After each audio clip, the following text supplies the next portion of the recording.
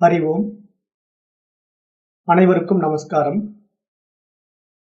நாம் தற்போது பார்த்துக் கொண்டிருக்கின்ற வகுப்பு ஆத்மபோதம். இது பகவான் ஆதிசங்கரர் அருளிய ஒரு அருமையான நூல். இந்த பிரகரண கிரந்தத்துல நாம கடந்த வகுப்புகள்ல 10 ஸ்லோகங்கள் வரைக்கும் பார்த்து முடிச்சிருக்கோம். இப்ப இந்த 10 ஸ்லோகத்துல கடைசியா பார்த்த 10வது ஸ்லோகம் நமக்கு என்ன சொல்ல வந்தது அப்படின்னு பார்க்கும்போது, இந்த உபாதிகள் தான் நமக்கு தோற்றமாகி உண்டாக்கி பல கற்பனைகளுக்கு வழிவகுக்குது அப்படிங்கிற மாதிரி சொல்லிச்சு. அதாவது உபாதிகள் என்பது இல்லாத ஒன்றை இருப்பதாக காட்டும் மாயை அல்லது கற்பனை என்பதாக பார்த்தோம். அந்த உண்மையில் உபாதிகள் உண்மையிலேயே இல்லை. உபாதிகள் உண்மையற்றவை. அப்படி இருந்தாலும் அவைகள் எந்த விதமாகவெல்லாம் நம் சுய உருவத்தை மறைத்து விதவிதமான அறியாமையை வளர்க்கின்றன என்பதையும் நம்ம இனிமேல் வரக்கூடிய ஸ்லோகங்கள் மூலமா பார்க்க போகிறோம். அடுத்தது இந்த விஷயங்களை இன்னும் விரிவாக பேச போகிறார். அது இந்த 11வது ஸ்லோகத்துல இருந்து நம்ம பார்க்கும்போது நன்றாக புரிய வரும். இப்போ 11வது ஸ்லோகத்தை பார்க்கலாம். நானோ பாதி வசாதேவா ஜாதி வர்ணாசிரம் ஆதயா ஆத்மன் யாரோபிதாஸ்தோயே ரசவர்ணாதி பேதவத் அப்படிங்கிறார்.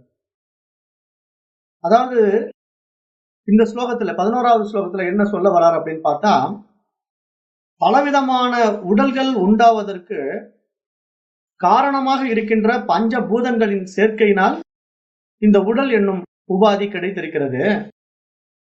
ஆனால் அப்படிப்பட்ட இந்த உடலாகிய உபாதி கிடைத்ததுனால நம்மிடத்துல என்ன உண்டாகி விட்டது அப்படின்னா, ஜாதி வர்ணாசிரமம் உண்டாகி விட்டது அப்படின்னு சொல்றாரு. அப்ப இந்த ஜாதி வர்ணாசிரம தன்மையில நம்ம என்ன பண்ணிட்டோம் அப்படின்னா, இன்னென்ன மாதிரி பெயர், இனம், ஜாதி, குலம், வாழ்வியல் முறை அப்படின்ட்டு பல நடைமுறை கொள்கைகளை நம்ம உண்டாக்கி வைத்துக் கொண்டோம். அப்ப இங்க ஆத்மன் மறைக்கப்பட்டிருக்கிறது. ஆரோபிதமாக இந்த மாதிரி பல வர்ண பேதங்களினாலே அந்த ஆத்மா மறைக்கப்பட்டு விட்டது என்பதாக இந்த ஸ்லோகத்திலே சுட்டி காட்டுகின்றார். நானோ பாதி வசாதேவோ ஜாதி வர்ணாசிரமாதயகாங்கிறார். பலவிதமான நானாவிதமான உடல்கள் உண்டாகி அதன் மூலமாக நமக்கு வர்ண பேதங்கள் உண்டாக்கி கொள்ளப்பட்டன என்பதாக சுட்டி காட்டுகிறார். அப்ப இந்த இடத்துலதான் நம்ம கொஞ்சம் விழிச்சுக்கணும். ஏன்னா நம்ம பாடத்திட்டங்கள் என்ன சொல்ல வருது அப்படின்னா, இங்க ஆத்மா மட்டும்தான் இருக்குது. அந்த ஆத்மாவிற்கு எந்த பேதமையும் இல்லை. அது தன்னில் தானாய் தன்மயமாய் தூய உணர்வாய் பிரகாசித்துக் கொண்டு இருக்கிறது. ஆனால் அப்படிப்பட்ட அந்த ஆத்மாவினுடைய பிரகாசம் பிரதிபிம்பிக்கின்ற உபாதிகளாகிய உடல்களை பொறுத்து மாறுபட்டு காணப்படுகின்றது அப்படின்னு நம்ம கடந்த பாடங்கள்லயே விரிவாக பார்த்தோம். இப்ப அந்த ஆத்ம பிரகாசம் பிரகாசிக்கக்கூடிய உபாதிகளாகிய உடல்கள்ல எப்படி மாறுபட்டு பிரகாசிக்குது அப்படின்னு நம்ம பார்க்கும்போது, ஒவ்வொரு உடல்களுடைய தன்மைக்கு பொறுத்த மாதிரி அது மாறுபட்டு பிரகாசித்தது என்று பார்த்தோம். அதாவது ஒரு அறிவு தாவரத்திலையும் அதே அறிவு பிரகாசிக்குது, 6 அறிவு மனிதனிடத்திலையும் அதே அறிவு பிரகாசிக்குது. ஆனா என்ன வித்தியாசம் அப்படின்னு பார்த்தா, அந்த அறிவு பிரகாசிக்கக்கூடிய உபாதி எனப்படுகின்ற உடல் இருக்குது இல்லையா, அந்த உடல் தான் வித்தியாசம். அந்த வித்தியாசத்தை வச்சு பார்க்கும்போது இங்க படைக்கப்பட்ட ஜீவராசிகளிலேயே மிக உயரிய உடல் எது பெற்றிருக்கு அப்படின்னு பார்த்தா மனித உடல் தான் மிக உயரிய உடலாக காணப்படுகின்றது. அப்படிப்பட்ட மனித உடலின் மகத்துவம் தான் இங்க என்ன மகான்கள் சொல்லும் போது, அரிதறிது மானிடராய் பிறத்தல் அரிது என்று மனித உடலை பற்றி அதனுடைய மகத்துவத்தை பற்றி மகான்கள் நமக்கு இங்கு உபதேசிக்கின்றார்கள். ஏன் அப்படி சொல்கிறார்கள்? மற்ற உடல்களை விட இந்த மனித பிறப்பு தான் மகத்தானது, அரிதானது அப்படின்னு ஏன் சொல்கிறார்கள் அப்படின்னா, வேற எந்த உடல்களிலும் இந்த அறிவு பிரகாசிக்கின்ற பொழுது அந்த அறிவு தன்னை உணர்ந்து கொள்ளவே முடியாது. அந்த ஆத்மா தன்னை உணர்ந்து கொள்ளவே முடியாது. ஆனால் அது மனித உடலில் பிரகாசிக்கின்ற பொழுது மட்டும்தான் தன்னை யார் என்று உணர்ந்து கொள்ள முடியும். அதற்கான ஒரு பிரத்யேக பகுத்தறிவு கொண்டவன் மனிதன் என்பதாக பார்க்கப்படுகிறது. அப்ப அப்படிப்பட்ட அரிதான மனித பிறவியில நம்ம பிறந்துட்டாலும் அந்த உயரிய மனித பிறவியை நாம் பயன்படுத்திக் கொள்ள தெரியாமல் வாழ்ந்து கொண்டிருக்கின்றோம் என்பதாகவும் இங்கு சுட்டி காட்டுகின்றார் இந்த ஸ்லோகத்துல. ஏன்னா நானாவிதமான உடல்கள், பலவிதமான உடல்கள் உண்டாகிவிட்டன. பஞ்சபூதங்களின் சேர்க்கையால் தான் இந்த உடல்கள் எல்லாம் உண்டாகிவிட்டன. எல்லாருக்குமே பஞ்சபூதங்களால் தான் உடல்கள் உண்டாக்கப்பட்டிருக்கின்றன. மனிதர்கள் மட்டுமல்ல, ஒரு அறிவு தாவரத்திலிருந்து 6 அறிவு படைத்த மனிதன் வரைக்கும் எல்லா பஞ்சபூதங்களுடைய சேர்க்கையில் தான் இங்கு உடல் எடுத்து வந்திருக்கின்றன. ஆனால் அந்த அறிவு பிரகாசிக்கின்ற வித்தியாசம் தாவரத்திலே ஒரு அறிவு, ஒரே ஒரு புலனை மட்டும் கொண்ட ஒரு அறிவு தாவரமாக அது இருப்பதினால அதிலே இந்த அறிவு தன்னை தெரிந்து கொள்ள முடியாது. அப்போ இந்த அறிவு பரிமாணம் வளர்ச்சி அடைந்து வந்த பாதை அப்படின்னு பார்த்தா, அது ஒரு அறிவு தாவரத்துல தொடங்கி 6 அறிவு மனிதன் வரைக்கும் வளர்ச்சி அடைந்து வந்து கொண்டே இருக்கின்ற பொழுது, மனிதன் மட்டும்தான் மனம் என்ற ஒரு கருவியை வைத்துக்கொண்டு பகுத்தறிவை வைத்து நன்மை தீமைகளை பகுத்தறிந்து அதன்படி அவன் வாழ முடியும். அதைத்தான் இங்க மகான்கள் சுட்டி காட்டுகிறார். அது எப்படி சொல்றாங்க அப்படின்னா, இப்ப ஒரு சுத்தமான நீரிலே இனிப்பு, கரிப்பு, துவர்ப்பு என்று பலவிதமான சுவைகளும், சிவப்பு, மஞ்சள், கருப்பு முதலான நிறங்களும் காணப்படுவது போன்று உடல்களை பற்றிய விதவிதமான உபாதிகளை பொறுத்து பரிசுத்தமான ஆத்மாவை பற்றுவதாக கற்பனையால் அறியப்படுகின்றன என்பதாக சுட்டி காட்டுகிறார்கள். இப்ப பஞ்சபூதங்களுடைய அடிப்படையில நம்ம பார்க்கும்போது, இப்ப நிலம், நீர், நெருப்பு, காற்று, ஆகாயம் என்ற பஞ்சபூதங்களிலே நிலமாகிய மண் ஒன்றுக்குத்தான் வேறு வேறு மாதிரியான நிறங்களும் மனங்களும் கொண்ட குணங்கள் எல்லாம் இருக்கின்றன. மற்ற பூதங்களிலே நீருக்கும் காற்றிற்கும் அதனோடு மற்றவைகள் கலப்பதினால் வருகின்ற குணங்கள் மட்டும்தான் உண்டே தவிர அதற்கென்று தனித்துவமான எந்த குணமும் வைத்துக் கொள்வதில்லை. இப்ப ஒரு காற்று அல்லது ஒரு நீர் எடுத்துக்கிட்டா, அந்த நீர்ல வேறேனும் ஒரு விஷயம் போய் கலந்தால்தான் அது நிறம் மாறும், சுவை மாறும். ஆனா மண் அப்படி இல்லை. நம்ம பார்க்கும்போது நிறைய மண்ணினுடைய நிறங்கள் மாறி மாறி காணப்படுகின்றன. அந்த நிறம் மட்டும் இல்ல, மண்ணினுடைய உப்புச்சத்துகளும் மாறி மாறி காணப்படுகின்றன. அப்ப மண்ணுக்குத்தான் இந்த மாதிரி பல்வேறு குணங்கள் இருக்கின்றன. ஆனால் மற்ற பூதங்களாகிய நீருக்கோ காற்றிற்கோ வேறு ஏதேனும் குணம் கலக்கின்ற பொழுதுதான் அந்த குணங்கள் அதனோடு சேர்ந்து கொண்டு வெளிப்படுத்துகின்றன.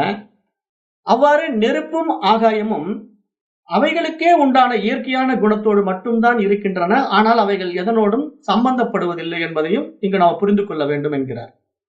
அப்ப இந்த பஞ்சபூதங்களையே நம்ம கொஞ்சம் ஆராய்ச்சி பண்ணி பார்த்தோம் அப்படின்னா, இந்த மண் பூதத்துக்கு மட்டும்தான் குணங்கள் இருக்கு, நிறம் இருக்கு, மனம் இருக்கு. மண்ணிலேயே மனங்கள் இருக்கு. இப்ப மழை பெய்யும் போது மண்ணிலிருந்து இருந்து மண் வாசனை வருதுன்னு சொல்றோம் இல்லையா? அது மாதிரி மண்ணுக்கு மனமும் இருக்கிறது, குணமும் இருக்கிறது. மனம் என்றால் இங்க வாசனை என்பதாக புரிந்து கொள்ள வேண்டும். மைண்டுங்கிற மாதிரி அண்டர்ஸ்டாண்டிங் பண்ணிக்க கூடாது. மனம் என்ற வாசனை இருக்கின்ற மண்ணிற்கு. அதே மாதிரி காற்றுக்கும் நீருக்கும் வெளியிருந்து நிறங்களையும் எடுத்துக்கொள்ளும், மனங்களையும் எடுத்துக்கொள்ளும். அது ரெண்டும் அது உள்வாங்கிக் கொண்டு அதனோடு சம்பந்தப்படும் தகுதியை உடையதாக அவைகள் இருக்கின்றன. ஆனா நெருப்பு எதனோடும் போய் சம்பந்தப்பட்டு அதை குணத்தை எடுத்துக்காது. அது எங்கெல்லாம் பிடிக்குதோ அதெல்லாம் பஸ்மமாக்கிட்டு போயிடுமே தவிர அது மற்றவங்களுடைய குணத்தை எடுத்துக்கிட்டு என்னைக்குமே நெருப்பு இருக்காது என்பதாக சொல்கிறார்.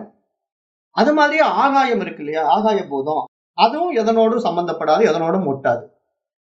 அப்போ இங்க நீரானது அது இருக்கும் மண்ணுக்கு தகுந்தாது போல, எந்தெந்த மண்ணில் அந்த நீரானது தேங்கி நிற்குதோ அதற்கு ஏற்றாற் போல இனிப்பு, கரிப்பு, துவர்ப்பு போன்ற சுவைகளையும், சிவப்பு அல்லது மஞ்சள், கருப்பு போன்ற நிறங்களையும் தழுவிக்கொண்டு விளங்குகின்றது. அது போல இந்த உதாரணத்தை சொல்லி என்ன சொல்ல வர்றாருன்னா, அது போல இந்த உடலானது பிறந்து வளர்ந்து வரும் சூழ்நிலைகளை பொறுத்து மாறி மாறி வருகின்ற நிலைகளை அதனோடு விட்டு விடாமல் உடல் இருக்க காரணமாக உள்ள ஆத்மாவுடன் தொடர்பு படுத்தி கொண்டு அந்த நிலைகளை எல்லாம் ஆத்மாவை சார்ந்தவைகளாக கருதி கொண்டு கலக்கம் அடைகின்றது. இதைத்தான் இங்க நம்ம நன்றாக புரிந்து கொள்ள வேண்டும் என்பதாக பகவான் ஆதிசங்கரர் அதை ஒப்பிட்டு சுட்டி காட்டுகின்றார். அப்போ அந்த அடிப்படையில் இப்ப நாங்க பார்க்கும்போது, இப்ப ஒவ்வொருவருக்கும் தனித்தனியான பெயர்கள் இருக்கிறது.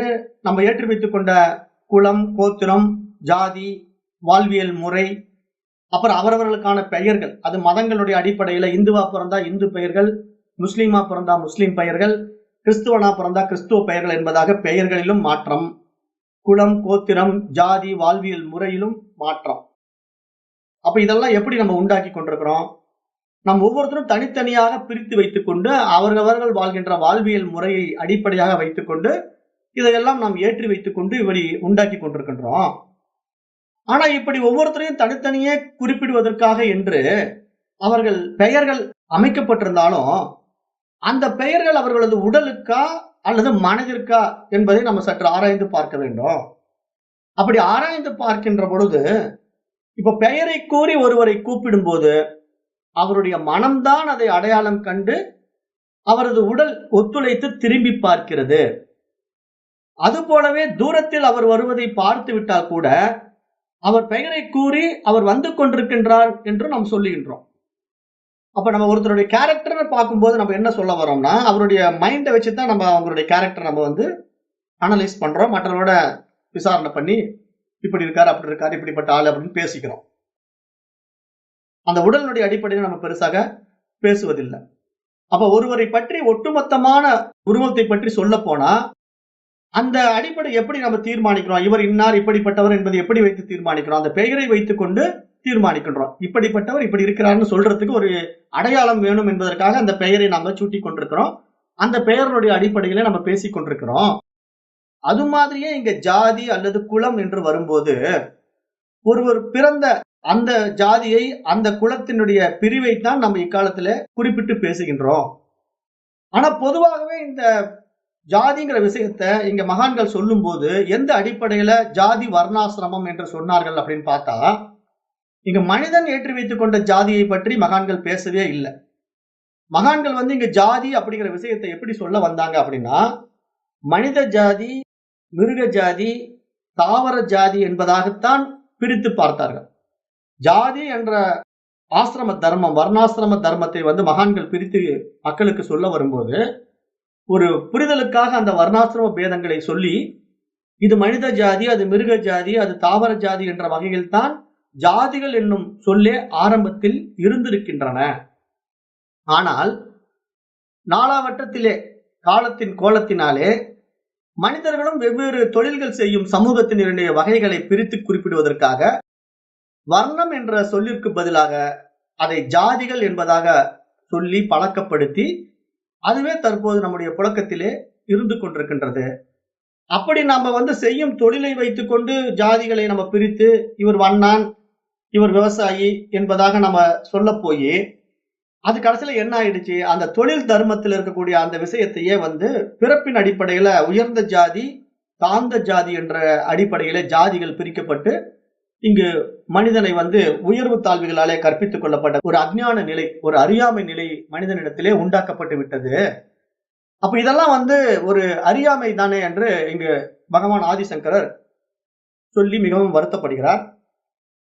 அந்த நிலையில ஔவையாரும் இதை பற்றி சொல்லும் போது ஔவையாருடைய ஒரு பாடலையும் நம்ம இங்க ஞாபகப்படுத்தி பார்க்கணும். அது எல்லாருக்கும் தெரிஞ்சிருக்கும், சிலருக்கு தெரியாது.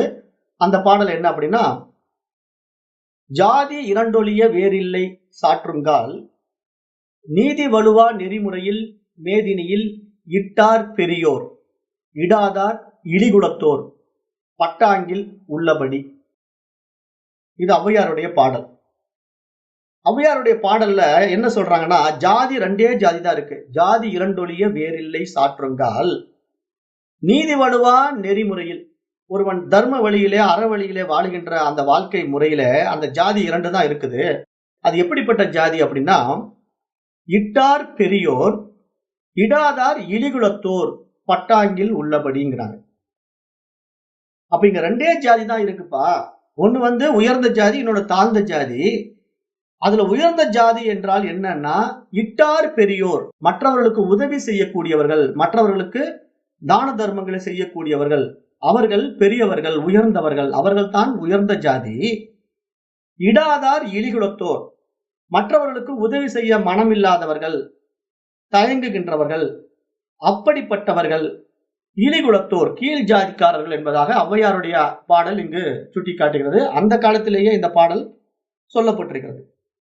அப்ப ஔவை பிராட்டியுடைய பாடல் மூலமாகவும் இதை நாம புரிந்து கொள்ள வேண்டும் என்பதை இங்கு நினைவுபடுத்த வேண்டியிருக்கிறது. அப்ப இதையெல்லாம் நம்ம பார்க்கும்போது இங்க மனம்தான் இந்த மாதிரி விஷயங்களை எல்லாம் கற்பித்து வைத்துக் கொண்டு ஜாதிகளை உருவாக்கி கொண்டு வேற்றுமைகளிலே வாழ்ந்து கொண்டிருக்குது. ஆனா ஆத்மாவிற்கு இந்த மாதிரி ஜாதி பேதங்கள் எல்லாம் கிடையாது. ஆனா நாம உண்மையிலேயே யாருன்னா, நாம ஆத்மா தான். அது தெரியாததுனால நாம என்ன பண்ணிட்டோம், இந்த உடம்பை நான் என்பதாக அபிமானித்துக் கொண்டதுனால தான் இத்தனை விஷயங்களை உண்டாக்கி வச்சுக்கிட்டோம். ஜாதி, குலம், கோத்திரம், பெயர், மதம் என்ற அலைக்கு நம்ம விஷயங்களை வளர்த்து வச்சுக்கிட்டு இருக்கிறோம். இதனால என்ன நடக்குது? ஜாதி சச்சரவுகள் வருது, ஜாதி சண்டைகள் வருது, மத பிரச்சனைகள் வருது. அப்ப இதனால மனித குலம் என்ன நடக்குது? சீர்கேட்டை அடையுது, பல சிக்கல்களை சந்திக்கின்றது. அப்ப இதெல்லாம் மனிதனுடைய அஞ்ஞானம், அறியாமை என்பதாக இங்க மகான்கள் சுட்டிக்காட்டுகிறார்கள். இப்ப ஔவையார் கூட ஜாதி என்று குறிப்பிடும் போது மனிதர்கள் பிறப்பால் உருவாக்கி கொள்ளும் ஜாதியையோ அல்லது பாலினத்தின் ரீதியிலே ஆண் பெண் என்ற அடிப்படையிலோ உருவாகும் ஜாதியையோ இங்கு அவர் குறிப்பிடவில்லை. மாறாக மற்றவர்களுக்கு வாரி வழங்கக்கூடிய தகுதியுடைய வள்ளல்களை, அவர்களை பிறப்பால் எக்குலத்தில் இருந்தாலும் சரி, அவர்களே பெரியவர்கள், உயர்ந்தவர்கள் என்று சுட்டிக்காட்டுகிறார். அதுவே மற்றவர்களுக்கு உதவி செய்ய மனம் இல்லாதவர்களை, அவர்கள் எந்த இனத்திலே அல்லது எந்த குலத்திலே பிறந்திருந்தாலும் அவர்களை இழிவான குலத்திலே பிறந்தவர்கள் என்பதாகத்தான் இங்கு சுட்டி காட்டுகின்றார். அப்ப இதை நம்ம நன்றாக உள்ள வாங்கிக்கணும். ஏன்னா இங்க இட்டார் பெரியோர் இடாதார் இழிகுலத்தோர் என்று ஔவையார் சொல்வது போல, இங்கு நாம் மற்றவர்கள் உதவி செய்து கொண்டு வாழ்ந்தால் அவர் உயர் ஜாதி, மற்றவர்கள் உதவி செய்ய விருப்பம் இல்லை, யாருக்கும் எந்த தயவும் காட்ட தயாராக இல்லை என்று சொல்கின்றவன் கீழ் ஜாதி. அதை நாம் இங்கு நன்றாக புரிந்து கொண்டு இங்கு மனித குலத்திலே நாம் எப்படி வாழ்கிறோம் என்பதையும் நாம் விசாரணை செய்து பார்க்க வேண்டும் என்பதாகத்தான் இந்த செயல்ல சொல்றார். அப்ப பகவான் ஸ்ரீ ஆதிசங்கரன் இந்த செயலிலே குலம் என்று குறிப்பிடுகின்ற போது பிறந்த ஒருவர் எந்த தொழில் செய்யும் வம்சத்தில் பிறந்திருக்கிறார் என்று குறிப்பிடுவதற்காகவே அது பயன்படுத்தப்பட்டிருக்கிறது. அப்ப இங்க வர்ணம் அல்லது ஆசிரமம் என்று கூறப்பட்டிருப்பது ஒருவனது வாழும் முறையை பற்றியதாக மட்டுமே வருகிறதே தவிர, அதை விடுத்து பிறப்பால் அவர் உயர்ந்தவர், அவர் தாழ்ந்தவர் என்பதையெல்லாம் மனம் கெட்டு மதி கெட்டவர்களால் தான் உண்டாக்கப்பட்டது என்பதாகவும் இங்கு சுட்டிக்காட்டப்படுகிறது. அப்ப யாரெல்லாம் இந்த மனோநிலையில கீழ்நிலையில் இருக்கிறார்களோ, புத்தி சரியில்லாமல் இருக்கின்றார்களோ, குணபேதங்களால் பாதிக்கப்பட்டவர்களாக இருக்கிறார்களோ, அப்படிப்பட்ட மனிதர்களால் உண்டாக்கப்பட்டதுதான் இந்த ஜாதி மதம் என்ற வேற்றுமைகள் எல்லாம். ஆனா இந்த மாதிரி பாடத்திட்டங்கள்ல படித்து நல்ல ஒரு புரிதல் இருக்கக்கூடிய தெளிவான புத்திசாலிகள், ஞானிகள், மகான்கள் யாரும் ஜாதியை பிடித்துக் கொள்வது கிடையாது. ஏன்னா அவர்கள் ஜாதியில போய் சிக்க மாட்டார்கள். ஏன்னா அவர்களுக்கு தெரியும் இங்க ஜாதிங்கிறது ஒண்ணும் இல்ல, இங்க மனித ஜாதி, தாவர ஜாதி, மிருக ஜாதிங்கிறது தான் ஜாதியை தவிர மனிதனிலே இங்க உயர்வு தாழ்வு கிடையாது. அப்ப இங்க அறிவு பரிமாணத்திலே அந்த தூய அறிவானது பிரகாசிக்கக்கூடிய உடல்கள்ல அது மாறி மாறி பிரகாசிக்குது. அப்படி மாறி மாறி பிரகாசிக்கின்ற அந்த அறிவின் அதிஷ்டானம் எப்படி இருக்குன்னா ஒரே மாதிரி இருக்கு, அதுல எந்த மாற்றமும் இல்லை. ஆனா அது பிரதிபிம்பிக்கின்ற உபாதிகள்ல, உடல்களில தான் மாற்றங்கள் எல்லாம் இருக்கு. இதற்குத்தான் நம்ம ஏற்கனவே கடந்த பாடங்கள் எல்லாம் ஓமானம் பார்த்துட்டோம். அந்த சூரியன் ஒரு சுயம் பிரகாச ஒளியை வெளிப்படுத்தி கொண்டு இருக்குது. ஆனால் அது பிரதிபிம்பிக்கின்ற நீர்நிலைகளை பொறுத்து அதனுடைய பிரகாசம் பிரதிபிம்பிக்குதுங்கிறத நம்ம பார்த்தோம். அப்ப தெளிந்த நீரிலே அந்த முழுமையான சூரியன் தெள்ள தெளிவாக பிரகாசிப்பதும், கலங்கிய குட்டை நீரிலே அந்த சூரிய பிரகாசம் சரியாக பிரதிபிம்பிக்க முடியாமல் இருப்பதையும் நம்ம பார்க்கிறோம். அப்ப அதற்கு என்ன காரணம்? சூரியன் காரணமா, நீர்நிலை காரணமா அப்படின்னு பார்த்தா நீர்நிலை தான் காரணம். தெளிந்த நீரிலே அந்த சூரியன் முழுமையாக சுயம் பிரகாசமாக தெரிகிறது. கலங்கிய குட்டை நீரிலே அந்த சூரியனுடைய சுயம் பிரகாச ஒளி பிரதிபிம்பிக்க முடியாமல் இருக்கிறது. அப்ப இதையே அப்படியே ஆத்மாவோடு ஒப்பிட்டு பார்க்கும்போது அந்த தூய அறிவாகிய ஆன்மா சுயம் பிரகாச ஒளி, அது தன்னில் தானாய் தன்மயமாய் தனித்துவமாய் பிரகாசித்துக் கொண்டிருக்கின்ற அந்த அறிவு பெருஞ்சோதியை எப்படி வார்த்தைகளால் வர்ணிக்க முடியாது. அப்படிப்பட்ட ஒரு ஜோதி ஒளியை பிரகாசிக்கும் போது அது பட்டு பிரதிபிம்பிக்கின்ற உபாதியாகிய உடலிலே தான் மாறுபாடுகள் காணப்படுது. அப்ப அந்த மாறுபாடு ஏன் மனித உடல்ல ஒரு மாதிரி பிரகாசிக்குது, மிருக உடல்ல ஒரு மாதிரி பிரகாசிக்குது, பறவை தாவரம் என்று பார்த்தா அவர்களிடத்தில் இருக்கக்கூடிய புலன்களும் மாறுபட்டு இருப்பதனால இந்த உபாதியை பொறுத்து தான் அது பிரகாசிக்க முடியும். அப்ப தாவரத்துக்கு ஒரு அறிவுல தான் அது பிரகாசிக்க முடியும், புழு பூச்சிகளுக்கு 2 அறிவுல பிரகாசிக்க முடியும். அப்படியே பறவைகள் மிருகங்கள் எல்லாம் கடந்து மனிதன்கள் வரும்போது 5 புலன்களை கொண்டதினால அவன் மற்ற ஜீவராசிகளை உடைய நிறைய விஷயங்களை புரிந்து கொள்ளக்கூடிய பக்குவம் உடையவனாக இருப்பதனால அவன் ஒரு பிரத்யேக தகுதி படைத்தவனாக இருக்கிறான். மேலும் அவனிடத்தில் 6வது விஷயமாக மனம் என்ற ஒரு பகுத்தறிவு தன்மை மேம்பட்டு காணப்படுகின்றது. மற்ற ஜீவராசிகளிடத்துல விட மனிதனிடத்தில் மட்டும்தான் மனம் மேம்பட்டு காணப்படுகிறது. ஏன்னா அது பகுத்தறிவாக இருக்கிறது. மற்ற ஜீவராசிகளுக்கு அந்த பகுத்தறிவு தன்மை கிடையாது. நல்லது கெட்டது புரிஞ்சிக்காது அதுங்க. ஆனா மனிதன் விசாரித்து எது நல்லது எது கெட்டது என்று பகுத்தறிந்து புரிந்து கொள்ளக்கூடிய தகுதி உடையவனாக இருப்பதினாலே மிக உயரிய பிறப்பாக மனித பிறவி பார்க்கப்படுவதனால அந்த மனித பிறவியில தான் இது மாதிரி விஷயங்களை எல்லாம் உள்வாங்கி தன்னை யார் என்று தெரிந்து கொள்ள முடியும். அப்ப அந்த ஆன்மா, அந்த தூய அறிவு அப்படி பட்டு பிரகாசிக்கும் போது எப்படி தெளிந்த நீரிலே அந்த சூரியன் வந்து சுயம் பிரகாச ஒளியை முழுமையாக வெளிப்படுத்துகின்றதோ, அதுபோல இங்கு மனிதர்களிலே களங்கமில்லாத மனதிலே அந்த தூய அறிவு முழுமையாக பிரகாசிக்கிறது என்பதாகத்தான் இங்க மகான்கள் சுட்டிக்காட்ட வருகின்ற முக்கிய விஷயமாக பார்க்கப்படுகிறது. அப்ப இப்ப நாம என்ன செய்து கொள்ளணும் அப்படின்னு பார்த்தா, நம்முடைய மன தூய்மை தான் இங்க ரொம்ப ரொம்ப முக்கியம். இப்ப அந்த தூய அறிவு ஆன்மா நம்ம இடத்துல பிரகாசிக்க வேண்டும் என்றால் அது எப்படி பிரகாசிக்கணும்? சுயம் பிரகாச ஒளி முழுமையாக பிரகாசிக்கணும். அறகுறையா பிரகாசிக்க கூடாது. அறகுறையா பிரகாசிக்கிறதுனா என்ன காரணம்? நம்ம இடத்துல களங்கம் இருக்கிறதுன்னு அர்த்தம். நாம் வந்து முழுமை அடையல, எங்கேயோ சிக்கிக்கிட்டு இருக்கிறோம், மனதளவுல கலங்கி இருக்கிறோம், அதனால நம்ம இடத்துல அது பிரகாசிக்க முடியாமல் தடுமாறுகிறது. ஏன்னா நீர் வந்து கலங்கி இருந்தா அந்த நீர்ல சூரியனை முழுமையா பார்க்க முடியாது இல்லையா? கலங்கிய நீர்ல எப்படி சூரியனுடைய சுயம் பிரகாச ஒளி வெளிப்படும்? அப்ப அந்த பிரதிபிம்பம் நமக்கு சரியாக தெரியாது. ஆனா அந்த களங்கம் இல்லாத நல்ல தெளிந்த நீர்ல சூரியனுடைய முழு பிரகாசமும் பட்டு பிரதிபிம்பிக்கும் போது அப்படியே அது ரெஃப்ளெக்ட் ஆகுறது பாத்தீங்கன்னா, அந்த சூரியனே இங்க வந்துடுச்சா அப்படின்னு ஆச்சரியப்படுற மாதிரி அந்த ஒளி இருக்கும். அதுதான் நம்ம நிறைய ஓமானங்கள்லாம் சொன்னோம். கண்ணாடி ஓமானத்தை சொன்னோம், நீர் ஓமானத்தை சொன்னோம் பழைய பாடங்கள்ல. இப்ப இதெல்லாம் நீங்க பார்க்கும்போது நம்மிடத்திலே, மனிதனாகிய நம்மிடத்திலே அந்த தூய அறிவு முழுமையாக பிரகாசிக்க வேண்டும் என்றால் நம்முடைய மனம் எப்படி இருக்கிறதுங்கிறது தான் இங்க ரொம்ப ரொம்ப முக்கியம். ஏன்னா இங்க மனம் தான் அந்த அறிவை பிரதிபிம்பிக்கக்கூடிய ஒரு கருவியாக இருக்குது இங்க நம்ம இடத்துல.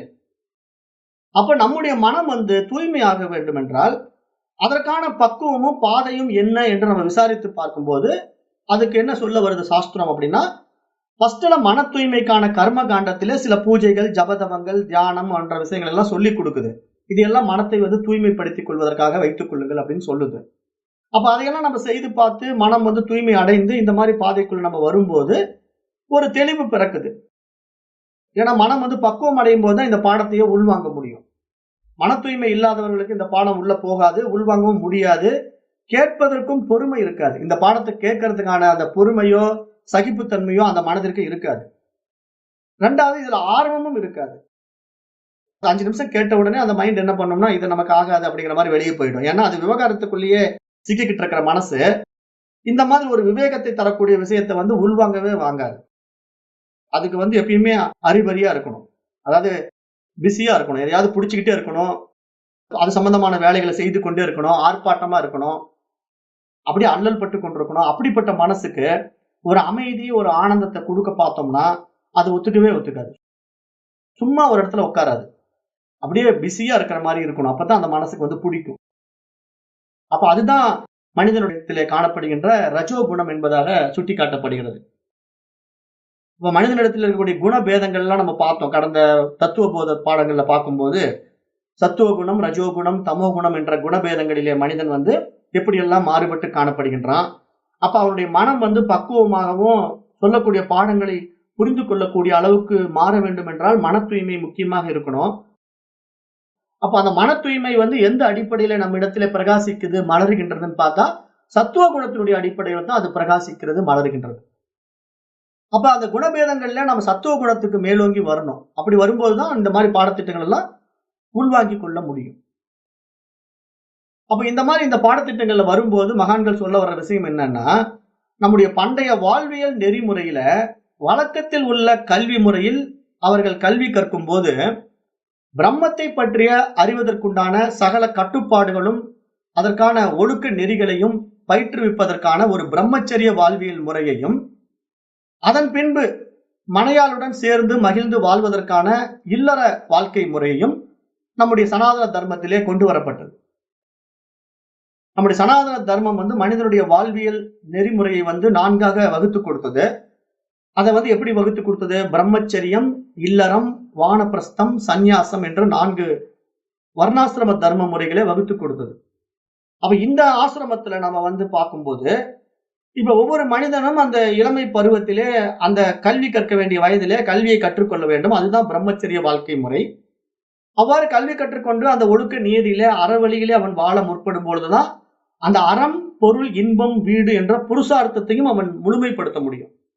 நம்முடைய சனாதன தர்மத்திலே வாழுகின்ற வாழ்வியல் நெறிமுறையை மகான்கள் வகுத்து கொடுக்கும் போது இப்படிதான் மனிதன் வாழ வேண்டும் என்பதாக சில நியதிகளை கொடுத்தார்கள். அதுல சொல்லிக் கொடுத்ததுதான் பிரம்மச்சரியம், இல்லறம், வானப்பிரஸ்தம், சந்நியாசம் என்ற 4 வாழ்வியல் நெறிமுறைகளையும் கொடுத்து மனிதனுடைய வாழ்வியல் தேவைக்கான வழிமுறைகளை புருஷார்த்தம் என்பதாக 4 முக்கிய வழிகளையும் காட்டிக் கொடுத்தார்கள். அந்த புருஷார்த்தத்துல என்ன சொல்ல வந்தாங்க? தர்மம், அர்த்தம், காமம், மோட்சம். தர்மார்த்த காம மோட்சகாங்கிறது சாஸ்திரம். தர்மம், அர்த்தம், காமம், மோட்சம்னா அறம், பொருள், இன்பம், வீடு தமிழ்ல. அப்போ அறவழியில ஒரு மனிதன் வாழ வேண்டும். அந்த அறவழியில தர்ம வழியில வாழ்ந்து அவன் இல்லற தர்மத்தில இருந்து அவன் செய்ய வேண்டிய பொருளாதாரத்தை நேர்மையாக நியாயமான வழியில சம்பாதிக்கும் போதுதான் அவனுக்கு வாழ்க்கையில நிம்மதி இருக்கும், சந்தோஷம் இருக்கும், இன்பம் இருக்கும். அப்ப அந்த அறம் பொருள் எல்லாமே நல்ல வழியில வரும்போது இன்பம் தானாகவே அவனுக்கு வந்துவிடும். அதைத்தான் இங்க வாழ்வியல் நெறிமுறையாக நம்ம முன்னோர்கள் வகுத்து கொடுத்திருக்கிறார்கள். அத்துடன் தன் குடும்பத்திற்கும் சமூகத்திற்கும் கடமையுடன் பணியாற்றிய பின்பு அதுவரை தேவையாயிருந்த அனைத்து சுகபோகங்களையும் குறைத்துக் கொண்டு தான் பிறந்ததின் பயனை பற்றி சிந்திக்கும் ஒரு முக்கிய நிலையாக வானப்பிரஸ்தம் என்ற வாழ்வியல் முறையையும் நம்முடைய சனாதன தர்மத்திலே கொண்டு வந்து கொடுத்தார்கள். அப்ப இந்த வானப்பிரஸ்தம்ங்கிற நிலை என்ன அப்படின்னா, எப்போ இந்த வானப்பிரஸ்தம் நமக்கு தேவைப்படுது அப்படின்னு பார்த்தா, சின்ன வயசுல பிரம்மச்சரியத்துல கல்வி கற்றுக்கொண்டு படிப்பதற்காக நன்றாக படித்து பட்டங்களை வாங்கி சம்பாதிக்க வந்து விட்டான். அப்படி சம்பாதிக்க அவன் தர்ம வழியில அற வழியில சம்பாதித்து மனைவியோட வாழ்ந்து குழந்தை குட்டிகள் எல்லாம் பெற்றுக்கிட்டு நல்ல குடும்பத்தை சந்தோஷமாக வைத்துக் கொண்டிருக்கின்ற அந்த காலகட்டத்திலே வாழ்ந்து கொண்டிருக்கின்ற மனிதன் அப்படியே வாழ்ந்து இறந்து விடக்கூடாது. ஏன்னா வர்ணாசிரம தர்மத்திலே சொல்லப்பட்ட நிலை என்ன? பிரம்மச்சரியம், இல்லறம், 3வது வானப்பிரஸ்தம்னு ஒரு நிலை இருக்குது, அதுக்கு போகணும் என்று சொல்கிறார்கள் மகான்கள். அப்ப அந்த வானப்பிரஸ்தம்னா என்னன்னா, ஒரு 55-60 வயசுக்கு மேல ரிட்டையர்மெண்ட் லைஃப்ல இப்ப நம்ம குழந்தை குட்டிகளெல்லாம் பெருசு பண்ணிருப்போம், அவங்க எல்லாம் சம்பாதிக்க வந்திருப்பாங்க, ஒரு தகுதிக்கு அடைஞ்சிருப்பாங்க. அப்ப என்ன பண்ணணும்? பொறுப்புகளை அவங்க கிட்ட கொடுத்துடணும்.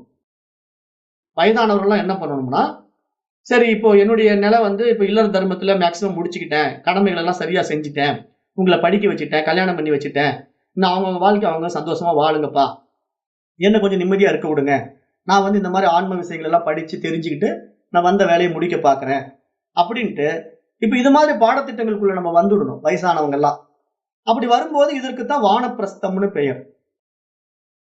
அப்ப அந்த நேரத்துல போய் இன்னும் கல்லாசாவியை நம்ம இடுப்புல வச்சுக்கிட்டு நான் கொடுக்க மாட்டேன், நான் என்னுடைய கண்ட்ரோல தான் பணம் எல்லாம் வச்சிருப்பேன், நீங்க உங்க இஷ்டத்துக்கு ஆடக்கூடாது அப்படின்னு திருப்பி நம்ம குடும்பத்துல போய் அல்லல் பட்டு கொண்டிருந்தோம்னா நம்ம இந்த நிலையை அடையவே முடியாது. ஏன்னா நமக்கு இன்னும் பற்று இருக்கு, அபிமானம் இருக்கு, பணத்தாசை இருக்குன்னு அர்த்தம்.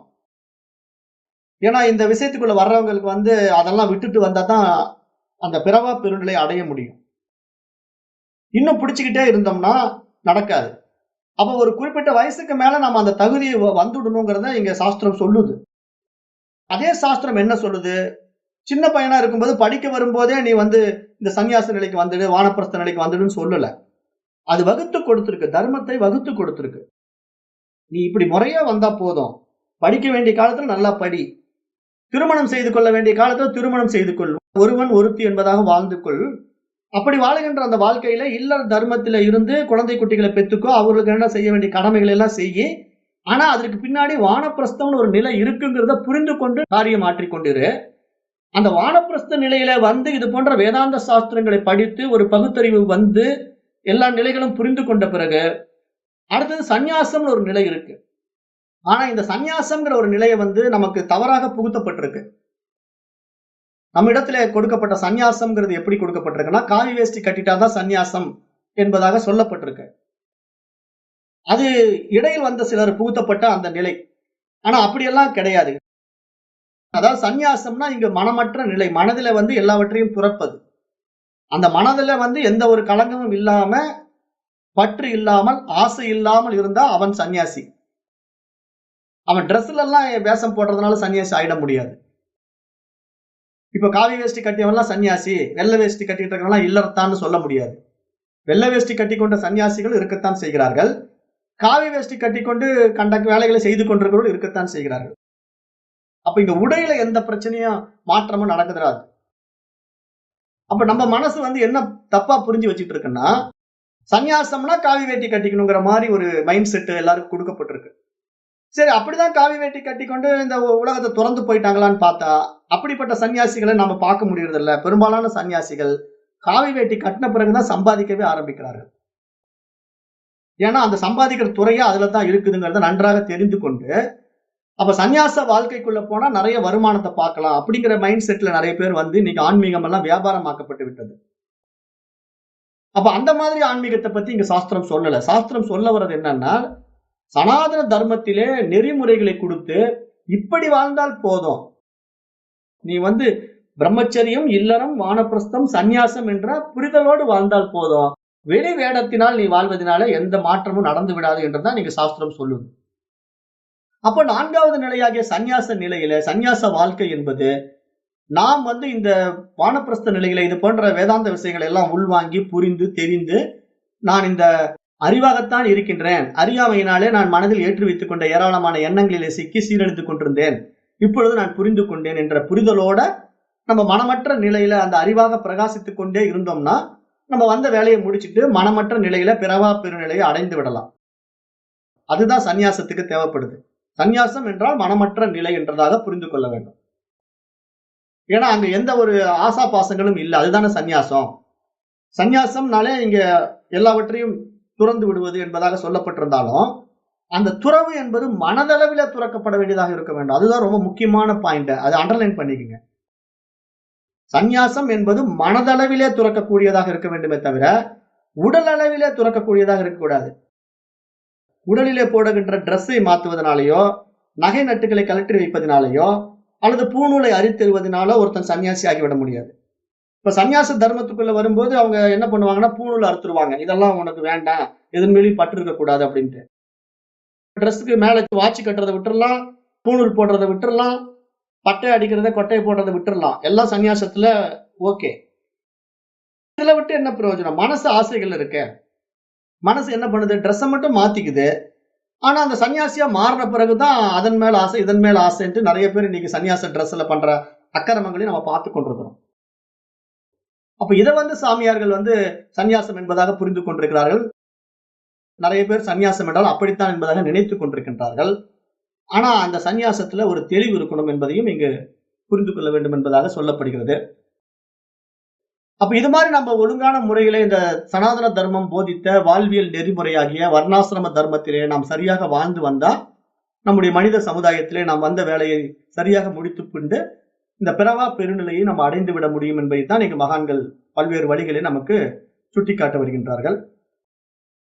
அப்ப இந்த அஞ்ஞானம், இந்த அறியாமை எல்லாம் நீங்கணும்னா மனம் ஏற்றி வைத்துக் கொண்ட ஏராளமான தவறான புரிதல்களை எல்லாம் நீக்கி அந்த தூய அறிவாகத்தான் நான் இருக்கின்றேன் என்பதை புரிந்து கொள்ளும் போது மட்டும்தான் அந்த பிறவா பெருநிலையும் நமக்கு வாய்க்கும் என்பதாகவும் மகான்கள் சொல்ல வருகின்றார்கள். இப்போ இந்த பிறவா பெருநிலைங்கிறது மனமற்ற நிலையில் தான் உண்டாகும் என்று எல்லா மகான்களும் சொல்கிறார்கள், எல்லா தர்மங்களும் சொல்லுகிறது. இப்ப புத்த மதமும் இதை சொல்லுது இல்லையா? புத்த மதத்துல பகவான் புத்தர் என்ன சொல்றாரு? ஆசை விட்டுவிட வேண்டும், ஆசைகளை துறந்து விட வேண்டும் என்பதாக சொல்கிறார். பகவான் புத்தரும் எடுத்தவுடன் என்ன சொல்வார்னா, ஆசை விடு, ஆசையை விட்டு விடுன்னு சொல்லுவார். அப்ப ஏன் அந்த ஆசையை விட்டு விடுன்னு சொல்றாங்கன்னா, இங்க பற்று இருக்கிற வரைக்கும் மனசு எதையாவது ஒண்ணு பிடிச்சுக்கிட்டே இருக்கும். மனசு எதையாவது பிடிச்சுக்கிட்டே இருந்தா அந்த அறிவு பிரகாசிக்க வாய்ப்பே கிடையாது. ஏன்னா மனசு எதைய பிடிச்சாலும் அந்த மனசு வந்து களங்கம் ஆயிடுச்சுன்னு அர்த்தம். அதுக்குதான் ஓமானம் சொன்னாரு. இப்ப ஒரு மண்ணினுடைய குணம் வந்து மனத்தை, அதாவது வாசனையையும் கொண்டது, பல நிறங்களையும் கொண்டது. ஆனா நீரானது அந்த மண்ணோடு போய் கலக்கும் போது சிவந்த மண்ணிலே கலக்கும் போது சிவந்த நிறமாகவும், கருப்பான மண்ணிலே போய் கலக்கும் போது கருமையான நிறமாகவும் மாறிக்கொள்கிறது இல்லையா? அப்ப நீரினுடைய தன்மை என்ன? வேறொன்றோடு சம்பந்தப்படும் போது அதனுடைய தன்மையை அது ஏற்றுக்கொள்கிறது. பஞ்சபூதங்களில மண்ணாகவோ நீராகவோ இல்லாம காற்று என்ன பண்ணுது?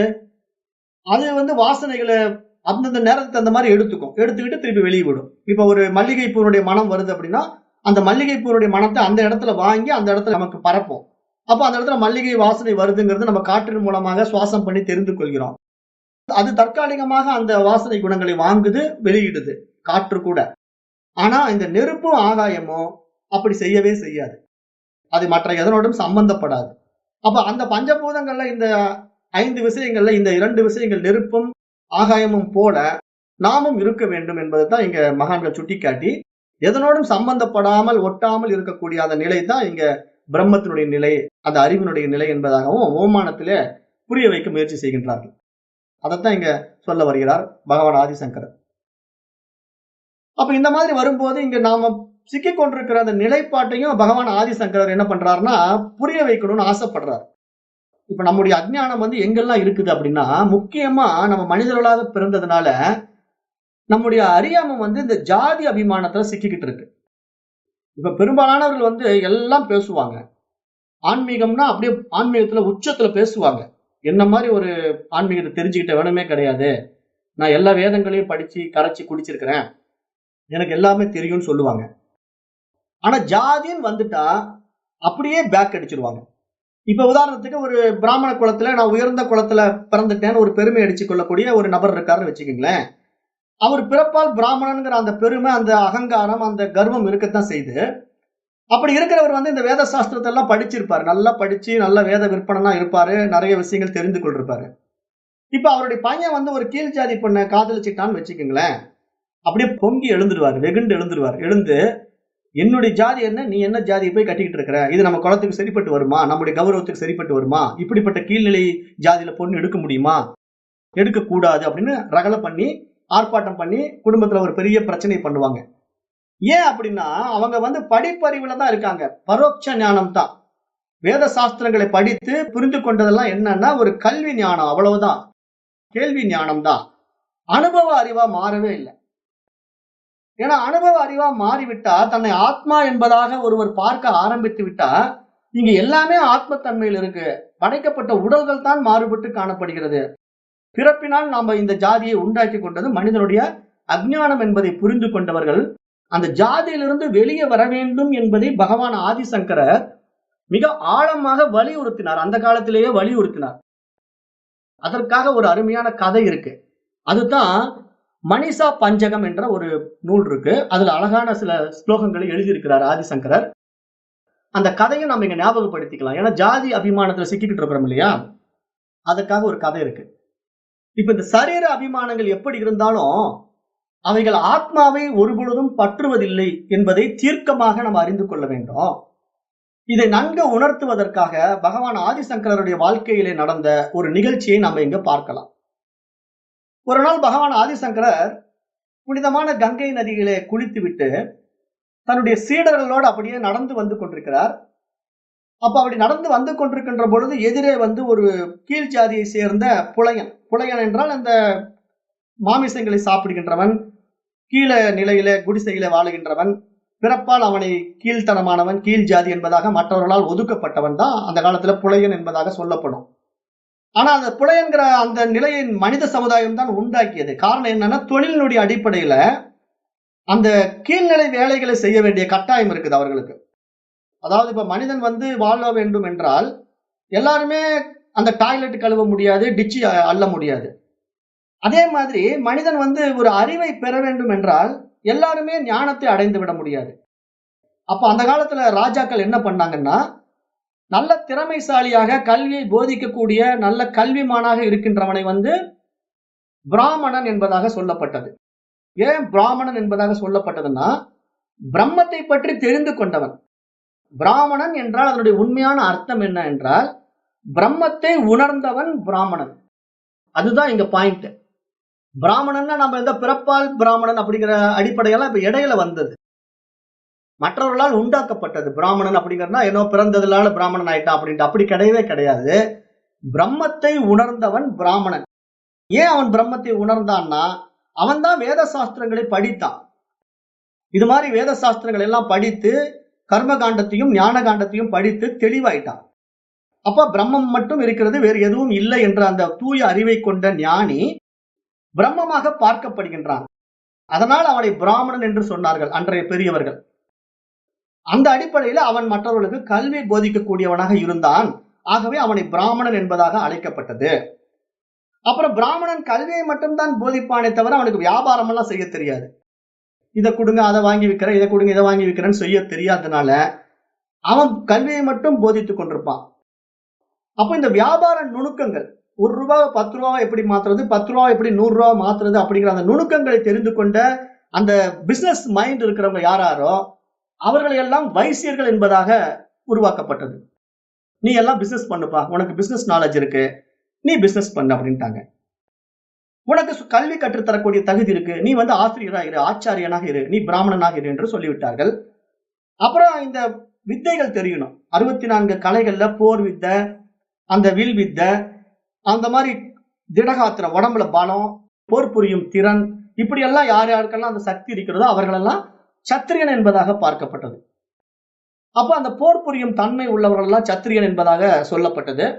அப்ப இந்த மாதிரி பிராமணன், வைசியன், சத்திரியன் என்ற மனிதர்களுக்கு வேலை செய்வதற்கு, ஏன்னா இவர்கள் எல்லாம் அந்த உயர்நிலையில் இருப்பாங்க, கீழ்நிலை வேலைகளை செய்ய முடியாது. ஏன்னா அவர்கள் அந்த வேலையிலே பிஸியா இருக்கும்போது அவர்கள் வீட்டை துடைப்பதோ அல்லது அவர்கள் கழிவறை சுத்தம் செய்வதோ அல்லது அது சம்பந்தமான மற்ற வேலைகளை, ரோட்ல பொது பணி இருக்கு இல்லையா, பொது பணிங்கிறது என்ன, இந்த ரோடை சுத்தப்படுத்தணும், கூட்டியா எடுக்கணும், அப்புறம் சாலையில் ஓரத்துல இருக்கிற டிச்சியில தேங்கி இருக்கிற தண்ணி எல்லாம் சுத்தப்படுத்தணும் அப்படின்னா அதற்கு வேலை தெரிஞ்ச ஆளுங்க வேணும். அவங்க யாருன்னா சரியா படிப்பும் வராது, படிப்பறிவும் இருக்காது, போர் புரியும் திறனும் இருக்காது, வியாபாரம் பண்ணக்கூடிய திறமையும் இருக்காது. அப்படிப்பட்ட அறிவினால் ரொம்ப கீழ்நிலையில் இருக்கக்கூடிய மனிதர்கள் கீழ்நிலையான காரியங்களை செய்யக்கூடியவர்களை சூத்திரன் என்பதாக அந்த காலத்திலே சொல்லப்பட்டது. அப்ப இந்த வர்ணாசிரம தர்மம் என்பதை நம்ம எப்படி புரிந்து கொள்ள வேண்டும் என்றால், இங்க தொழிலினுடைய அடிப்படையில புரிந்து கொள்ளணும். கல்வியை கற்றுக் கொடுப்பவன் பிராமணன், போர் புரியும் வல்லமை பெற்றவன் சத்திரியன், வியாபாரம் செய்யும் திறமை கொண்டவன் வைசியன், கீழ்நிலை வேலைகளை செய்யக்கூடியவன் சூத்திரன் என்பதாக இங்கு வர்ணாசிரம தர்மத்தை அந்த காலத்திலே சொன்னார்கள். ஆசிரம தர்மங்களை நாளடைவில் மனிதர்கள் என்ன பண்றாங்க, மாற்றிக்கொண்டார்கள். அப்படி மாற்றுறதுல கீழ் ஜாதி என்ற நிலையில பகவான் ஆதிசங்கரர் இந்த பாதையில நடந்து வரும்போது, கங்கையில குளித்து விட்டு நடந்து வரும்போது அவர் எதிரிலே ஒரு புலையன் 4 நாய்களோடு வரான். அப்படி வரும்போது அவருடைய சீடர்கள் என்ன பண்றாங்கன்னா, ஆதிசங்கருடைய சீடர்கள் புலையனை பார்த்து ஒதுங்கி போ, ஒதுங்கி போ, ஆச்சாரியர் வருகிறார், ஒதுங்கி போ அப்படின்னு சொல்றாங்க. அப்போ இதை கேட்கிறான் அந்த புலையன், என்ன சொல்றான், யதிகளில் சிறந்தோரே, யதின்னா ஞானி, முனிவர் அப்படிங்கிற பேர்ல சொல்லப்படுது. யதிங்கிற ஒரு வார்த்தை அவர் மிக உயர்ந்தவராக அந்த காலத்துல போற்றப்பட்டது. ஞானி, யதி அப்படிங்கிற வார்த்தையை மகான்கள் உபயோகப்படுத்துவார்கள். அப்போ யதிகளில் சிறந்தோரே, அன்னமயத்தாலான இந்த சரீரத்தை அன்னமயமான இன்னொரு சரீரத்திடமிருந்து விலகச் சொல்கிறீர்களா, அல்லது ஒரு சைத்தன்ய ரூபத்திலிருந்து இன்னொரு சைத்தன்ய ரூபத்தை அகழும்படி சொல்கிறீர்களா, இதில் எதை நீங்கள் சொல்ல வருகின்றீர்கள் என்பதாக அந்த புலையன் ஒரு கேள்வியை கேட்கிறான். அப்ப அந்த கேள்வியை கேட்கும் போது எப்படி புரிந்து கொள்ள வேண்டும் என்பதை இங்க பகவான் ஆதிசங்கரர் தன்னுடைய ஸ்லோகத்துல சொல்ல வரும்போது, இப்ப கங்கை நதியிலே பிரதிபலிக்கும் சந்திரனின் பிம்பம் சண்டாளனின் குடிசையின் பக்கத்தில் இருக்கும் குளத்திலும் பிரதிபலிக்கும் சந்திரனின் பிம்பத்திலிருந்து வேறாக மாறிவிடுமா என்பதாக ஒரு கேள்வியை எழுப்புறார். இப்ப இந்த மணிசா பஞ்சகம் என்கிற நூலை யார் எழுதுறாருன்னா பகவான் ஆதிசங்கரர் தான் எழுதுறார். அப்படி எழுதும் போது அவர் என்ன பண்றாருன்னா, இந்த ஜாதி அபிமானத்தை ஒழிக்கணும், மக்கள் கிட்ட இருந்து இந்த ஜாதி அபிமானத்தை நீக்கணும் என்பதற்காக அவர் என்ன பண்றாருன்னா, இது மாதிரி ஒரு புரிதலை கொடுப்பதற்காக அவரே செயல்களை உண்டாக்கி அதில் அவரே சம்பந்தப்படுவதாக அந்த கதையை உண்டாக்குறார். அவருடைய வாழ்வில் உண்மையாக நடந்த சம்பவம் மாதிரி அது இல்லாம கற்பனையாக இந்த கதையை வடிவமைக்கிறார், ஏன்னா புரிய வைக்கணுங்கிறதுக்காக. அப்ப அவர் என்ன பண்றாருன்னா, அந்த ஸ்லோகத்துல எழுதும் போது கேட்கிறார், இப்ப கங்கை நதியில பிரதிபலிக்கிற அந்த சந்திரனுடைய பிம்பம் புனிதமா மாறிடுமா, ஒரு சண்டாளனுடைய குடிசையில் பக்கத்துல இருக்கிற குளத்துல பிரதிபலிக்கின்ற அந்த சந்திரனுடைய பிம்பம் களங்கம் அடைந்து விடுமா, அப்படி ஆகிறதுக்கு வாய்ப்பு இருக்கா அப்படின்னு ஒரு கேள்வியை எழுப்புறார். அப்ப எதற்காக இந்த கேள்வியை எழுப்புறாருன்னா, நாம யோசனை பண்ணி பார்க்கணும். ஏன்னா ஜாதி அபிமானத்துல சிக்கிக்கிட்டு இருக்கிற நம்ம இடத்துல இப்ப கங்கை நதியில சந்திரன் பிரதிபிம்பிக்கும் போது அந்த கங்கை நதி புனிதமான நதி என்று நம்மளால் போற்றப்படுகிறது இல்லையா. அப்ப அதனால கங்கை நதியில பிரதிபிம்பிக்கின்ற சந்திரன் புனிதமாகி விட்டதாகவும், சேற்று நீரிலே சண்டாளனுடைய குளத்து நீரிலே பக்கத்துல பிரதிபிம்பிக்கின்ற அந்த ஸ்லம் ஏரியாவில் இருக்கு இல்லையா, அதாவது ரொம்ப மோசமான டிச்சு தண்ணி ஓடக்கூடிய நிலையில அங்க பிரதிபிம்பிக்கின்ற அந்த சந்திரனுடைய பிரதிபிம்பம் களங்கம் அடைந்து விடுமா அப்படி ஒரு கேள்வியை எழுப்பி நமக்கு புரிய வைக்கிறார். அப்ப நம்ம இதை யோசனை பண்ணி பார்க்கணும். சந்திரன் எதுல பட்டாலும் அதனுடைய நிறம் அழுக்காகாது. கங்கை நதியில பட்டதுனால அது தூய்மையாகி விட்டது, கலங்கிய டிச்சு தண்ணியில பட்டதுனால அது அழுக்காகி விட்டது என்று சொல்ல முடியாது. ஏன்னா அதனுடைய பிம்பம் தான் இங்க பட்டு கொண்டிருக்குது. அப்ப அதை நமக்கு புரிய வைக்கிறார். எப்படி புரிய வைக்கிறாருன்னா, ஆத்மாவாகிய நீ எந்த விதனாலும் பாதிக்கப்பட முடியாது. இங்க ஒரு தூய்மையா ஒண்ணு இருக்குது, அதனால நான் புனிதமாயிட்டேன். இங்க ஒண்ணு அழுக்கா இருக்குது, அதனால நான் களங்கம் அடைஞ்சிட்டேன் அப்படின்னு நீ சொல்லவே முடியாதுப்பா. நீ தூய ஆத்மா. ஆனா நீ புரியாம என்ன பண்ணிட்ட, இந்த உடல் மேல் இருக்கிற அபிமானத்தினாலே, உனக்கு தவறாக ஏற்றுவிக்கப்பட்ட தவறான எண்ணங்களினாலே நீ உண்டாக்கி கொண்ட விசை சுகங்களிலே சிக்கிக்கொண்டு நான் உயர்ந்தவன் அவன் தாழ்ந்தவன் என்பதாக நீ பார்க்கின்றாய். அது உன்னுடைய அஜ்ஞானம் என்பதாக அந்த மனிஷா பஞ்சகத்திலே பல ஸ்லோகங்களின் மூலமாக விளக்குகின்றார். மேலும் சொல்றார், பொன்குடத்தின் உள்ளே இருக்கும் ஆகாசம் மண் குடத்தின் உள்ளே இருக்கும் ஆகாசத்திலிருந்து மாறுபட்டு காணப்படுமா? அப்படி மாற முடியுமா என்பதாக ஒரு கேள்வி எழுப்புறார். அப்போ அந்த ஆகாசமானது எங்கும் எதிலும் நீக்கமர நிறைந்திருக்கிறது. அது தூய்மையானதாக எதிலும் சம்பந்தப்படாமல் இருக்கிறது அந்த ஆகாசம். ஆனா நாம என்ன நினைச்சுக்கிறோம், பொன் குடத்துக்குள்ள இருந்தா அந்த ஆகாசத்துக்கு மதிப்பு கூடுதலாகவும், மண் குடத்துல இருந்தா அந்த ஆகாசத்துக்கு மதிப்பு குறைவாகவும் பார்ப்பது யாருடைய மனப்பான்மை? மனிதர்களாகி நம்முடைய மனப்பான்மை, நம்முடைய அஜ்ஞானம், நம்முடைய அறியாமை. ஆனால் அந்த ஆகாசம் பொன் குடத்துக்குள்ள இருந்தாலும் மண் குடத்துக்குள்ள இருந்தாலும் அதனிடத்திலே எந்த பேதமையும் இல்லை. அது எந்த ஒரு பேதமையும் காட்டுவது கிடையாது. அது தன்னில் தானாய் தனித்துவமாய் தன்மயமாய் இருந்து கொண்டிருக்கு. அது மாதிரி இந்த ஆத்மா தன்னில் தானாய் தன்மயமாய் தனித்துவமாய் இருந்து கொண்டிருக்கின்றது. ஆனால் அறியாமை மனிதன் அஜ்ஞானத்தினாலே அறியாமையினாலே தனக்கு கிடைத்த உடல்களை வைத்துக்கொண்டு, தான் பிறந்த பிறப்பை வைத்துக்கொண்டு இது போன்ற தவறான விஷயங்களிலே ஈடுபட்டுக் கொண்டிருக்கின்றான் என்பதாக சுட்டி காட்டுகின்றார். அப்ப இங்க என்னன்னா, இந்த புரிதல் நம்ம இடத்துல வரணும். நாம எங்க சிக்கிக்கிட்டு இருக்கிறோம், நம்முடைய அஜ்ஞானம் எந்த இடத்துல இருக்குது, நம்ம எப்படியெல்லாம் மற்றவர்களால் ஏற்றி வைக்கப்பட்ட எண்ணங்களில சிக்கி சீரழிந்து கொண்டிருக்கிறோம். அந்த அடிப்படையில இந்த ஜாதி அபிமானம் நம்ம இடத்துல இருந்து நீங்க மாட்டேங்குது. அப்போ நம்ம இந்த ஜாதி அபிமானம் இருக்கிற வரைக்கும் ஆத்மாவை நம்ம உணரவே முடியாது. ஏன்னா அது சுயம் பிரகாச அறிவு. அந்த அறிவு பிரகாசிக்கணும்னா மன தூய்மை தான் ரொம்ப முக்கியம். ஏன்னா அந்த அறிவு எங்க பிரகாசிக்கும், நம்ம இடத்துலதான் பிரகாசிக்கணும். அது பிரதிபிம்பிக்கின்ற உபாதியாகிய நம்முடைய உடலிலே அந்த தூய அறிவு பிரகாசிக்க வேண்டும் என்றால், அதனுடைய பிரகாசம் நம்முடைய மனதிலே பட்டு பிரதிபிம்பிக்க வேண்டும் என்றால், நம்ம இடத்துல இருக்கக்கூடிய மனம்தான் தூய்மையாக்கப்பட வேண்டும். அப்ப அந்த மன தூய்மை என்பது எதன் அடிப்படையில இருக்க வேண்டும் என்றால், இருமைகள் அற்ற நிலையிலே இருக்க வேண்டும். அதுதான் ரொம்ப முக்கியமான பாயிண்ட். இதை அண்டர்லைன் பண்ணிக்கங்க. இங்க எல்லாமே சமம். இங்க உயர்வு தாழ்வே கிடையாது. இது நல்லது கெட்டது கிடையாது, பாவ புண்ணியம் கிடையாது. அப்ப இங்க சமநிலையில இருக்கின்ற மனம்தான் தூய்மையான மனம். அந்த மனநிலை யாருக்கு இருக்கிறதோ அவர்களிடத்தில் தான் அந்த அறிவு பிரகாசிக்குமே தவிர, அஜ்ஞானத்தினாலே ஏற்றி வைக்கப்பட்ட எண்ணங்களிலே சிக்கிக்கொண்டு ஜாதி, மதம், குலம், கோத்திரம், படிப்பு, பதவி, இந்த மாதிரி மதம் என்று பல விஷயங்களை சிக்கிக் கொண்டிருக்கின்ற மனிதன் ஒரு நாளும் அந்த அறிவை உணர முடியாது, அனுபவமாக்க முடியாது. ஆனால் இதை பற்றிய பாடங்களை படித்துக் கொண்டு பரோட்ச ஞானத்தில் வேண்டுமானாலும் இருக்கலாம். எனக்கும் தெரியும், ஆத்மாவை பத்தி எனக்கும் தெரியும் என்று பேசிக்கொள்ளலாம். ஆனால் பயன் இல்லை. ஏனென்றால் அது வெறும் படிப்பறிவு, ஏற்றி வைக்கப்பட்ட கல்வி அறிவு. அப்ப ஏட்டுச் சுரைக்காய் எப்படி கறிக்கு உதவாதோ, சமையலுக்கு உதவாதோ, அது போல இந்த ஆத்ம ஞானம் நம்முடைய அனுபவத்திற்கு உதவாது. அப்ப இந்த ஆத்ம ஞானம் நம்முடைய அனுபவத்திற்கு உதவ வேண்டும், அது அனுபவப்பட வேண்டும், அந்த அறிவாக நான் பிரகாசிக்க வேண்டும் என்று யாருக்கெல்லாம் ஆர்வம் இருக்கின்றதோ அவர்கள் அவசியம் தன்னிடத்தில் இருக்கின்ற இருமைகளை முழுமையாக நீக்கிவிட வேண்டும். அது அவரவர்கள் மனம் சார்ந்துதான் அது நீக்கப்பட வேண்டுமே தவிர, மற்றவர்கள் சொல்வதனாலோ அல்லது சுட்டிக்காட்டுவதனாலோ அது செய்ய முடியாது. அப்படி யாரும் செய்யவும் மாட்டார்கள். அப்படி செய்பவர்களாக இருந்தால் அவர்கள் ஏமாற்றுகிறார்கள் என்பதாகத்தான் புரிந்து கொள்ள வேண்டும். ஏன்னா நம்ம சொல்றோங்கிறதுக்காக நமக்காக நடித்துக் கொண்டிருக்கிற வாழ்க்கை அல்ல இந்த வாழ்க்கை. அதுதான் மகான்கள் சொல்லும் போது, உள்ளொன்று வைத்து புறமொன்று பேசுவார், உறவு களவாமை வேண்டும் என்று சொல்கிறார்கள். ஏன்னா உள்ள ஒண்ணு வைத்துக்கிட்டு வெளியே ஒண்ணு பேசுறவன் எப்படி இருப்பான், நமக்காக நடிப்பான், ஆனா உள்ள சுத்தமா இருக்க மாட்டான்.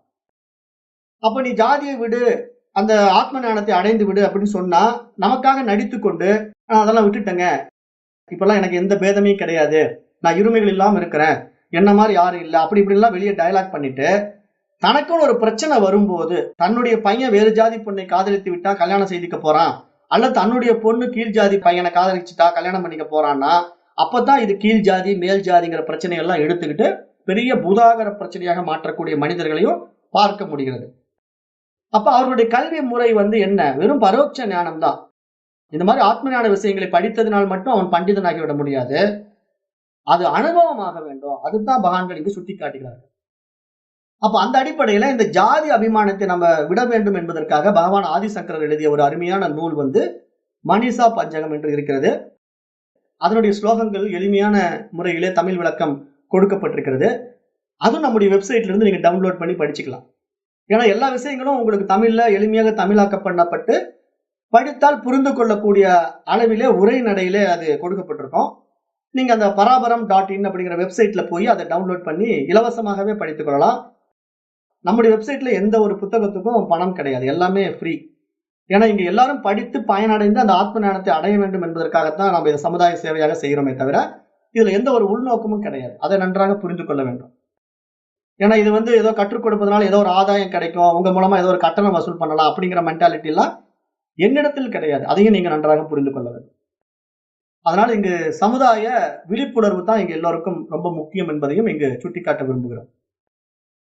அப்ப இங்க பகவானுடைய ஆதிசங்கரனுடைய வாழ்க்கையிலே நடந்த அந்த மனிஷா பஞ்சகம்ங்கிற ஒரு ஸ்லோகத்தையும் எதற்காக இங்க சுட்டி காட்டுகிறாருன்னா, இந்த வானப்பிரஸ்த நிலையிலே சந்நியாச நிலைக்கு ஒரு மனிதன் வந்தால்தான் அவன் தன்னுடைய வாழ்வியல் நெறிமுறையை முழுமையாக முடிக்க முடியும் என்பதாக பார்க்கப்படுகிறது. அப்ப அந்த அஞ்ஞானத்தை அகற்ற விரும்பிய அந்த ஆதிசங்கரர் அந்த பரம்பொருளின் உண்மைத்தன்மையை உணர்ந்து உறுதியான போதத்துடன் இருக்கின்றவர்கள் சண்டாளனாயினும் அந்தணனாயினும் அவரை என் குருவென போற்றுகின்றேன் என்று அந்த மனிஷா பஞ்சகத்திலே சொல்கின்றார். ஏன்னா அவர் இங்க பிறப்பினால நான் யாரையும் பேதமைப்படுத்தி பார்ப்பது கிடையாது. அவன் பிறப்பினால் ஒருத்தனை நீங்க கீழ் ஜாதிக்காரன் சண்டாள ஜாதிக்காரன் சொன்னாலும் சரி, அல்லது பிறப்பினால் அவன் உயர்ந்த ஜாதி பிராமண குலத்திலே பிறந்து விட்டான் என்று சொன்னாலும் சரி, ஆனால் என்னுடைய அனுபவத்திலே அப்படின்னு பகவான் ஆதிசங்கரர் சொல்றார், என்னுடைய அனுபவத்திலே இங்கு பிறப்பால் உயர்வு தாழ்வு கிடையாது, இங்கு ஜாதியினால் உயர்வு தாழ்வு கிடையாது. யாருக்கு அந்த பரம்பருடைய உண்மைத்தன்மை உணரப்படுகின்றதோ, அந்த ஆன்ம போதத்திலே அந்த ஆத்ம போதத்திலே யாரால் இருக்க முடிகின்றதோ அப்படிப்பட்ட ஒரு மகான், ஒரு ஞானி குலத்தால் எந்த இழிபிறப்பில் பிறந்திருந்தாலும் அவனை நான் என் குருவாக ஏற்றுக்கொள்கின்றேன், குருவாக போற்றுகின்றேன் என்பதாக பகவான் ஆதிசங்கரர் இங்கு மனிஷா பஞ்சகம் என்ற நூலிலே சுட்டி காட்டுகின்றார். அது எல்லோருக்கும் புரிய வேண்டும் என்பதற்காக பாடத்தையும் புகட்டுகின்றார். அந்த அடிப்படையில இந்த உடல் ஆத்மா பற்றிய குழப்பம் நமக்கு வராதவாறு பல விஷயங்களை புரிந்து கொள்ள வேண்டும் என்பதாகவும் கூறுகின்றார். அப்படி மனமானது அஞ்ஞானத்திலிருந்து விடுபட்டு விடுதலையாகும் போது அங்கு மனம் இல்லாம போய் அந்த இடத்துல அறிவு பிரகாசிக்க ஆரம்பிக்குது. அந்த அறிவு பிரகாசம் எப்படி இருக்கும் அப்படின்னா, இங்கு அந்த ஆனந்தத்தை வார்த்தைகளால் வர்ணிக்க முடியாது. ஏன்னா எல்லாமே அந்த அறிவுல இருக்குது. அந்த அறிவு தான் எல்லாமாக இருக்கிறது. அது அனுபவம் என்று வந்துவிட்டா அந்த வேத சாஸ்திரமே, இந்த உபனிஷத்தே சொல்லுது, எதை அறிந்து கொண்டால் வேறு எதையும் அறிய தேவையில்லையோ அதை அறிவதே அறிவு என்பதாக உபனிஷத்தும் சுட்டி காட்டுது.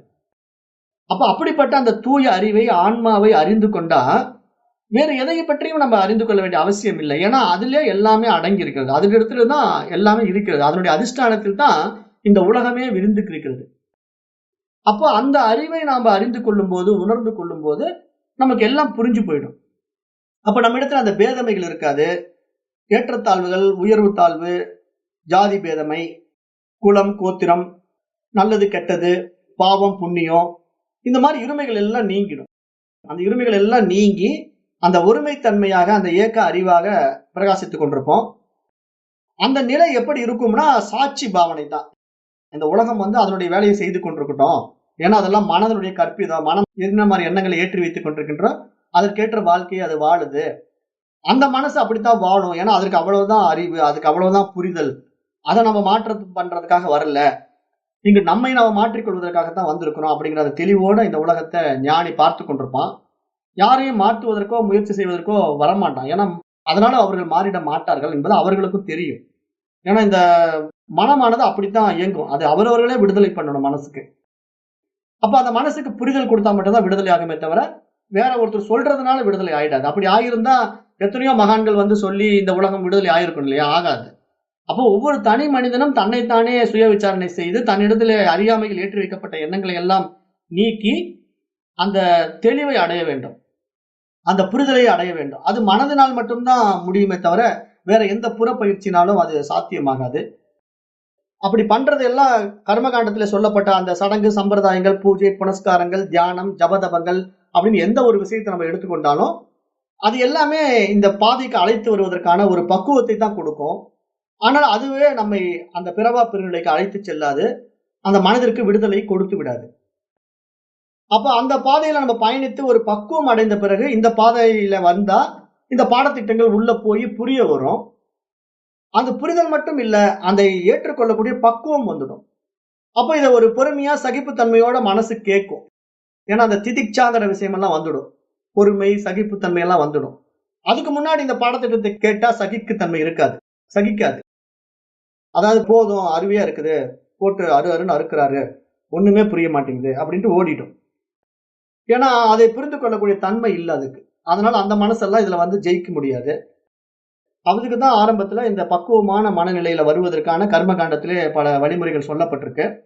அதை எடுத்துக்கொண்டு நம்ம அனுபவம் ஆக்கிக்கொண்டு அப்புறம் இந்த பாடத்திட்டத்துல வரும்போது நல்ல தெளிவும் ஞானமும் நமக்கு உண்டாகும். அதுதான் இங்க சாஸ்திரம் சொல்ல வர்ற முக்கிய சாரமாக பார்க்கப்படுகிறது. அப்ப இதெல்லாம் மகான்களுடைய வாழ்க்கையோட நம்ம ஒப்பிட்டு பார்த்து அவர்கள் வாழ்ந்த வாழ்க்கையை நம்ம ஒரு வழிகாட்டியாக எடுத்துக்கொண்டு நாமும் அது மாதிரி மாற வேண்டும் என்ற அந்த தீவிர வைராக்கியம் நம்ம இடத்துல வரும்போதுதான் அந்த நிலையை நம்ம அடைய முடியும். அப்புறம் நம்முடைய இலக்கு என்ன? பிறவா பெருநிலை என்ற அந்த நிலையை நம்ம அடைய முடியும். ஏன்னா இங்க பிறந்தது போதும், இனிமேல் நம்ம பிறக்கவே கூடாது அப்படின்னா நம்ம இறக்காமல் இருக்க வேண்டும் என்று மகான்கள் சொன்னார் இல்லையா? அப்ப இறக்காமல் இருக்க வேண்டும் என்றால் என்ன செய்யணும்? பிறக்காமல் இருக்க வேண்டும். அப்ப பிறந்தா இறந்துதான் தீரணும். அப்ப உடம்புன்னு வந்துட்டா அதுக்கு ஒரு நாள் இறப்பு இருக்கு. ஆனா நான் பிறக்கவே இல்லைன்னா நான் இறக்கவே மாட்டேன் இல்லையா? அப்ப நான் பிறக்காம இருப்பதற்கு என்ன செய்யணும்னா இது மாதிரி ஆன்ம ஞானத்தை அடைவதை தவிர வேறு வழியே கிடையாது என்பதாகத்தான் மகான்கள் சொல்ல வருகின்றார்கள். அப்ப இன்றைக்கு நம்ம இந்த 11வது ஸ்லோகத்தோட வகுப்பை நிறைவு செய்யலாம். நாளைக்கு 12வது ஸ்லோகத்தை பார்க்கலாம். இத்துடன் இந்த வகுப்பை நிறைவு செய்கின்றேன். நன்றி. ஓம் தத்சத்.